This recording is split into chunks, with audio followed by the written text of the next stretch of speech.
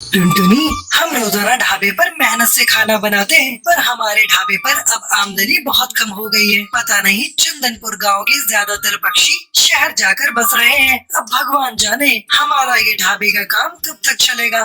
नदी के किनारे कुछ छोटे गांव बसे थे। वहाँ हर दिन बाजार लगता था, जहाँ पर पंछियों की भीड़ लगी रहती थी। उन्हीं गांव में से एक गांव चंदनपुर भी था, जहाँ टुन्नू नाम का एक चिड़ा अपना छोटा सा ढाबा चलाता था। पर कुछ दिनों से टुन्नू बहुत परेशान था, उसका ढाबा चल नहीं रहा था। टुनटुनी, हम रोजाना ढाबे पर मेहनत से खाना बनाते हैं, पर हमारे ढाबे पर अब आमदनी बहुत कम हो गई है। पता नहीं चंदनपुर गांव के ज्यादातर पक्षी शहर जाकर बस रहे हैं। अब भगवान जाने हमारा ये ढाबे का काम कब तक चलेगा। चिंता मुझे भी हो रही है। आगे पिंकी की शादी करनी है। बंटी बेटा भी कह रहा था आगे की पढ़ाई वो शहर जाकर करना चाहता है। वो इस बारे में बात कर रहा था। टुन्नू टुनटुनी की सारी बातें बंटी कबूतर सुन लेता है। वो बहुत उदास हो जाता है और नदी के किनारे जाकर बैठ जाता है। उसकी आंखों में आंसू आ जाते हैं और वो रोने लगता है। माँ और बापू कितने परेशान हैं। मैं ऐसा क्या करूँ जिससे उनकी तकलीफ कम हो जाए। वो बेचारे चिंता में कितने परेशान रहने लगे हैं। हमारा ढाबा बंद हो गया तो हम क्या करेंगे। बंटी अभी खुद से बातें कर ही रहा था कि वहाँ नदी के किनारे एक बूढ़ा तोता अपनी नाव पर बैठा हुआ उससे पूछता है, क्या हुआ बेटा, तुम रो क्यों रहे हो, मुझे बताओ। बंटी उस बूढ़े तोते को अपना सारा दुख बताता है, जिसे सुनकर बूढ़ा तोता उससे कहता है, मेरे पास एक तरीका है जिससे तुम आमदनी कर सकते हो। क्या तरीका है बाबा। देखो बेटा, तुम और तुम्हारे पिता अगर नाव में खाना बनाकर आसपास के गांव में जा जाकर बेचो तो तुम्हारी अच्छी कमाई होगी, क्योंकि आसपास के सभी गांव में रोजाना बाजार लगता है और अच्छी खासी भीड़ रहती है। पर बाबा, हमारे पास नाव कहाँ से आएगी। हमारे पास इतने पैसे नहीं कि हम नाव खरीद सकें। नाव की चिंता तुम मत करो, मेरे पास ये नाव है। इस पर ढाबा खोलकर तुम मुझे इसका किराया दे दिया करो। वैसे भी मैं बहुत बूढ़ा हो गया हूँ, अब मैं नाव नहीं चला पाता। ये तुम्हारे काम आ जाएगी। तुम्हें ये नाव देकर मुझे किराया मिलता रहेगा और मेरा गुजारा हो जाएगा। हाँ, ये ठीक रहेगा बाबा। मैं अभी जाकर अपने बापू से इस बारे में बात करता हूँ। आपका बहुत बहुत धन्यवाद। बंटी घर आता है और अपने पिता से इस बारे में बात करता है। बात तो सही है, पर बहुत कुछ देखना पड़ेगा। हमें कुछ चीजें खरीदनी पड़ेंगी, मेहनत तो बहुत लगेगी। मुझे बंटी के तैरते हुए ढाबे को उपाय अच्छा लग रहा है। हम सब मिलकर काम करेंगे तो हो जाएगा। हमें बंटी बेटा की बात को मान लेना चाहिए। बापू, वैसे भी तो हमारा ढाबा चल नहीं रहा, एक बार ये भी करके देख लेते हैं। शायद भगवान की कृपा से हमारा नाव पर बना ढाबा चल पड़े। ठीक है, सब अगर यही चाहते हो तो हम ऐसा ही करेंगे। बंटी बेटा, तू मेरे साथ बाजार चल। हम नाव के ऊपर ढाबा बनाने का कुछ जरूरी सामान खरीद लाते हैं। टुन्नू और उसका परिवार मिलकर नाव पर ढाबा तैयार करते हैं। टुनटुनी और पिंकी तरह तरह के भोजन बनाकर तैयार करते हैं और सब कुछ उस बूढ़े तोता की नाव पे रख देते हैं। फिर वो एक गाँव में खाना लेकर पहुँचते हैं। गाँव के बाजार में पक्षी घूम रहे थे। नदी किनारे नाव पर बना ढाबा देखकर पक्षी हैरान रह जाते हैं और वहाँ आकर खाना खाने लगते हैं। अरे वाह, नाव पर ढाबा, ये तो बहुत बढ़िया और साफ सुथरा दिखाई दे रहा है। भाई, वैसे क्या क्या है खाने के लिए इस तैरते हुए ढाबे पर? हाँ, पनीर, बटर मसाला, मटर पनीर, पालक पनीर, रायता, दाल तड़का, दाल मखनी, लच्छा पराठा, तंदूरी रोटी और भी बहुत कुछ मिलेगा हमारे ढाबे पर, और वो भी सस्ते दामों पर गर्मा गर्म। हमारे ढाबे की स्पेशल थाली खाइए, उंगलियां चाटते रह जाएंगे। लाओ भाई लाओ, फिर तो 2 थाली हमारी भी लगा दो भाई। टुन्नू के ढाबे का खाना खाकर सचमुच ग्राहक बहुत खुश हुए। टुन्नू उसके बाद दूसरे गांव के लिए अपनी नाव लेकर चल पड़ा। सुबह से शाम तक वो अपनी नाव को लेकर अलग अलग गांव में गया और उसने वहां अपने परिवार के साथ मिलकर खाना बेचा। पहले ही दिन उनकी अच्छी कमाई हो गई। टुनटुनी, सचमुच आज हमें 5,000 रुपए का मुनाफा हुआ है। गांव में बने हमारे होटल पर तो हफ्ते भर में भी इतनी कमाई नहीं होती थी। ये सब मेरे प्यारे बेटे बंटी के कारण ही हुआ है। हाँ बेटा बंटी, अब हम नाव पर ही खाना बनाकर बेचेंगे। बापू, आप ही तो कहते हो कड़ी मेहनत एक दिन रंग जरूर लाती है। अब हमें रोजाना कड़ी मेहनत करनी होगी ताकि हम और आमदनी कर सकें। वैसे भला हो उन बूढ़े पापा का, उन्होंने हमारी इतनी सहायता की। आप एक काम करो, बंटी के साथ जाकर आज उन्हें किराया दे आओ। ठीक है टुनटुनी, तुम पिंकी के साथ घर जाओ, तब तक मैं उन बाबा को किराया देकर आता हूँ। बंटी टुन्नू के साथ उन बूढ़े बाबा को किराया देने चला जाता है। एक दिन उन्हीं के गांव में रहने वाला कालू नाम का एक कौआ टुन्नू की सफलता से जलता था। एक दिन टुन्नू जब बूढ़े तोता को किराया देकर आ रहा था, कालू से देख लेता है। टुन्नू इतना खुश कैसे हो सकता है? यह मेरे से अमीर हो सकता है। मैं ऐसा हरगिज नहीं होने दूंगा।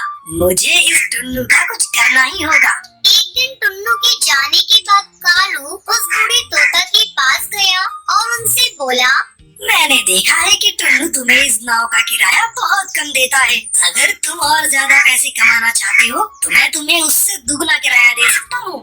ठीक है, अगर तुम मुझे ज्यादा पैसे दे सकते हो तो कल सुबह आना और मेरी नाव ले जाना।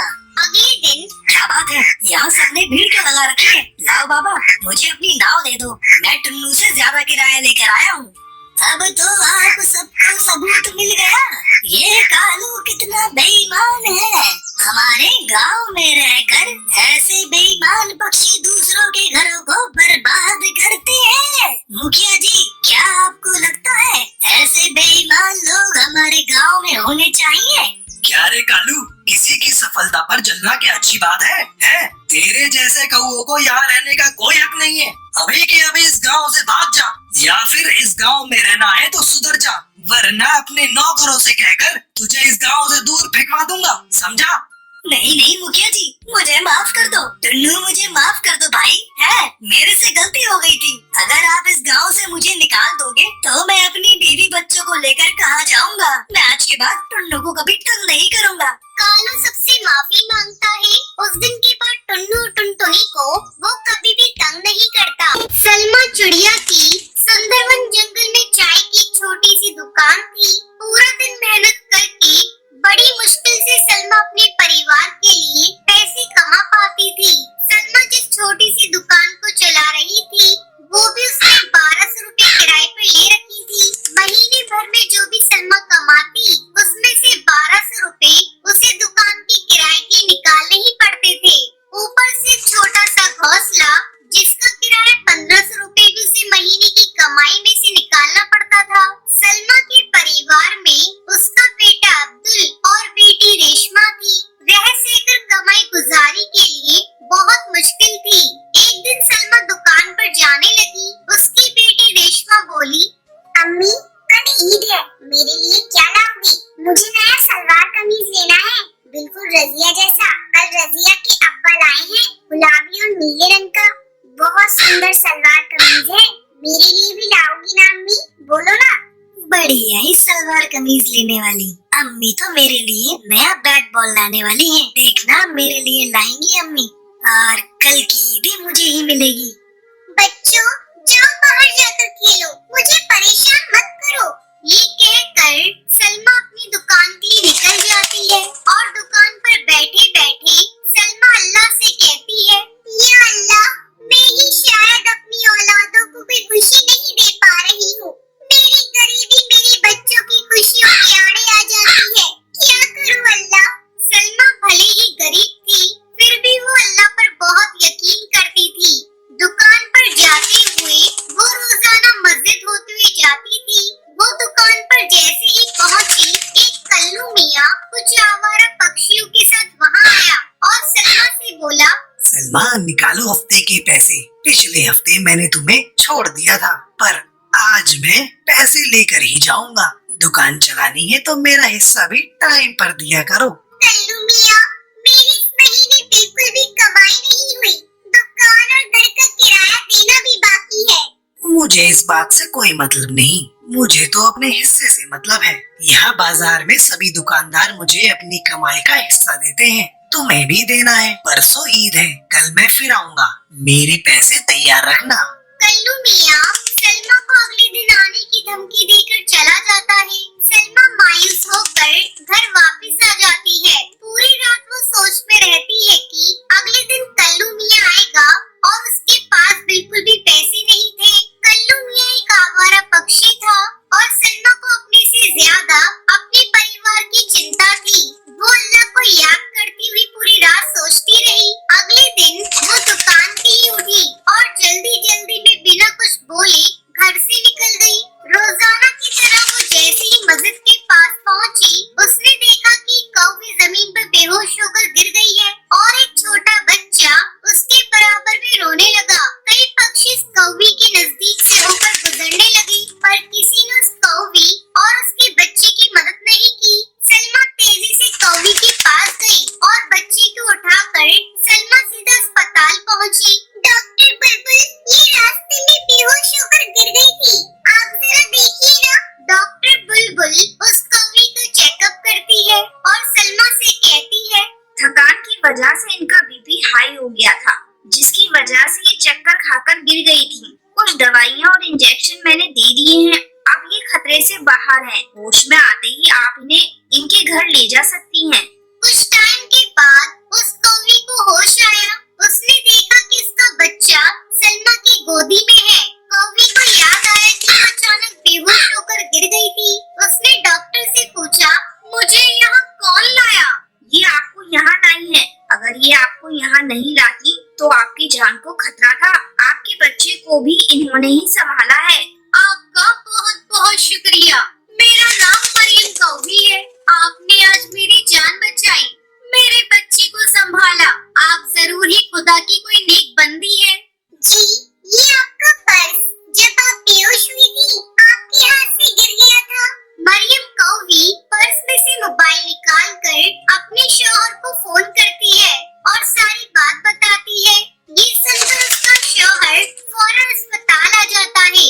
मरियम कौवी के शौहर को देखकर सलमा हैरान हो जाती है। मरियम कौवी का शौहर और कोई नहीं बल्कि कल्लू मियाँ होता है, जो सलमा से हफ्ते के पैसे जबरन हड़पने आता था। मरियम कौवी कल्लू मियाँ को सारी बात बताती है। कल्लू मियाँ सलमा को देखकर और मरियम कौवी की बातों को सुनकर शर्मिंदा हो जाता है। वो सलमा से कहता है, सलमा बहन, आज आपने मेरी बेगम और मेरी इकलौती औलाद मेरे बेटे की जान बचाई। आपने मेरे ऊपर ये बहुत बड़ा एहसान किया है। कोई और होता तो कुछ भी कर सकता था, पर अल्लाह के रूप में आप आ गई सलमा बहन। आपका मुझ पर और मेरे परिवार पर बहुत बड़ा एहसान है। मैंने आपके साथ बहुत गलत किया। आज तक मैंने गरीब की मेहनत के पैसों को लूटा है। शायद ये अल्लाह ने मुझे सबक दिया है। मैं कसम खाता हूँ कि कभी किसी गरीब की मेहनत और ईमानदारी की कमाई पर कब्जा नहीं करूँगा। अल्लाह मुझे माफ कर दो। कल्लू मियाँ, आपने अल्लाह के आगे अपने गुनाह मान लिया, वो आपको जरूर माफ कर देंगे। और मैंने आप पर कोई एहसान नहीं किया। अल्लाह तो यही कहते हैं कि जरूरतमंदों की मदद करना ही अच्छे पक्षी होने का सबूत है। सलमा बहन ने हमारी इतनी मदद की है, हमारा भी कुछ फर्ज बनता है। मैंने सब कुछ सुन लिया है। आप अपनी गलती को सुधार सकते हो। कल ईद है और ईद के पाक दिन पर आप सलमा को उसकी मेहनत के सारे रुपए लौटा दीजिए। आपके गुनाह अल्लाह माफ कर देंगे। कल्लू मियाँ सलमा के सारे पैसे लौटा देता है और दोबारा किसी भी गरीब पक्षी के साथ ऐसा बर्ताव न करने की कसम खा लेता है। घर आकर सलमा बच्चों के लिए नए नए कपड़े और जूते लेकर जाती है और अल्लाह का शुक्र अदा करती है। अगले दिन सलमा अपने परिवार के साथ खुशी खुशी ईद मनाती है। अगर आपको ये वीडियो पसंद आई हो तो लाइक